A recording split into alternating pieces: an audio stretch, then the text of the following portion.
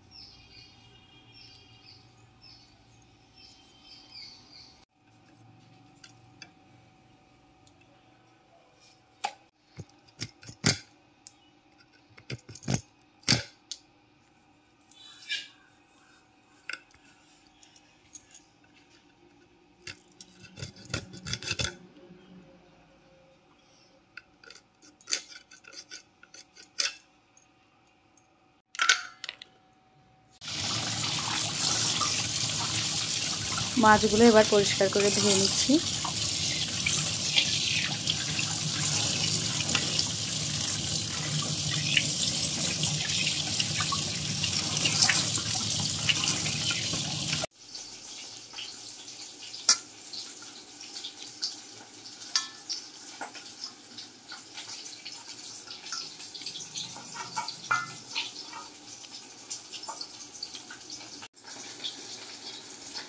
মাছ লবণ আর হলুদ দিয়ে মাখিয়ে নেব। লবণ আর হলুদ গুঁড়ো দিয়ে দিলাম।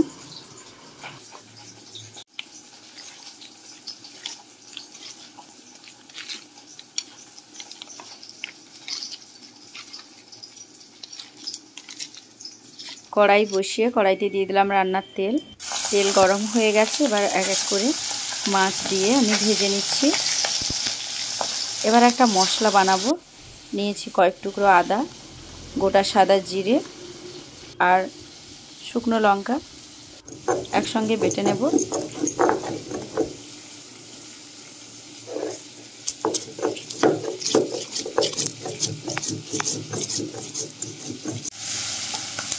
মাছ ভেজে নিয়েছি আর তুলে নিচ্ছি। চিংড়ি মাছ খুব বেশি কড়া করে ভাজার কোনো দরকার নেই, এপিড ওপিড উল্টে ভেজে নিলেই হবে। এমনিতে কড়াইতে ফেলে দিলেই তেলের মধ্যে রং বদলে যায়। এবার আমি কয়েক টুকরো আলু ভেজে নেব ওই তেলেই।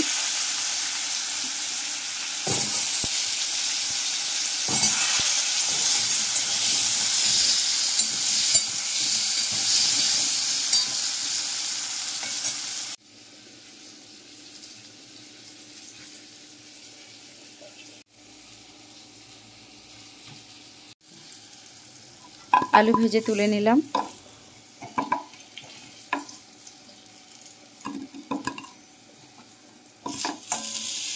কড়াইতে সামান্য একটু তেল অ্যাড করে দিয়ে দিলাম চিনি 1 চিমটে, আর দিলাম কুচনো পেঁয়াজ। পেঁয়াজের পরিমাণ একটু বেশি দিয়েছি, প্রায় 150 গ্রাম মতো।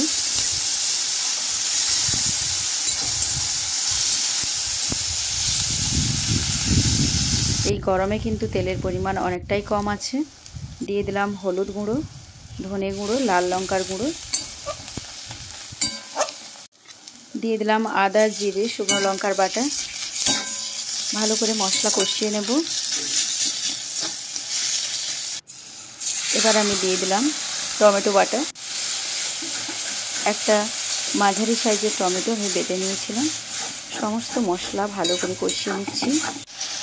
তেলের পরিমাণ দেখেই বুঝতে পারছেন, খুবই অল্প পরিমাণে তেল দিয়েছি আমি। তাই গরমে এরকম হালকা তেলে রান্না করে খান। এবার আমি ভেজে রাখা আলুর টুকরো দিয়ে মশলার সঙ্গে বেশ ভালো করে কষিয়ে নিচ্ছি। দিয়ে দিলাম ভেজে রাখা মাছ। এবার মশলার সঙ্গে কষিয়ে দিয়ে দিলাম জল পরিমাণ মতো। যে যেমন ঝোল খেতে পছন্দ করেন ওরকমই দেবেন। একটু ঝোল রেখে খাবো, তাই ঝোল একটু বেশি পরিমাণেই দিয়েছি। এবার ফুটে যাওয়া পর্যন্ত অপেক্ষা করব। আলুগুলো সেদ্ধ হবে। দিয়ে দিলাম পরিমাণ মতো লবণ।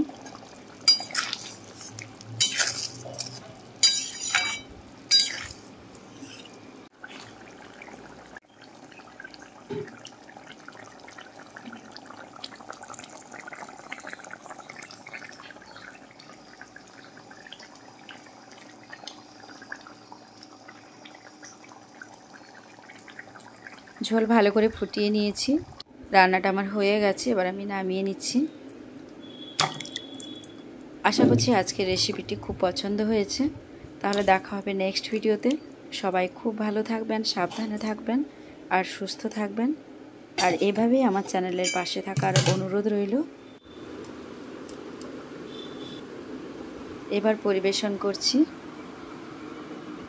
চিংড়ি মাছের অনেক পদই তো রান্না করে খেয়েছেন, একবার এইভাবে রান্না করে খেয়ে দেখুন। আশা করছি খেতে ভালো লাগবে। গরম ভাতের সঙ্গে একটা পদ হলেই, আর কিচ্ছু লাগবে না। তাহলে বন্ধুরা, যেসব বন্ধুরা এখনও চ্যানেলটা সাবস্ক্রাইব করেনি প্লিজ চ্যানেলটা সাবস্ক্রাইব করে দিন আর আমার পাশে থাকুন।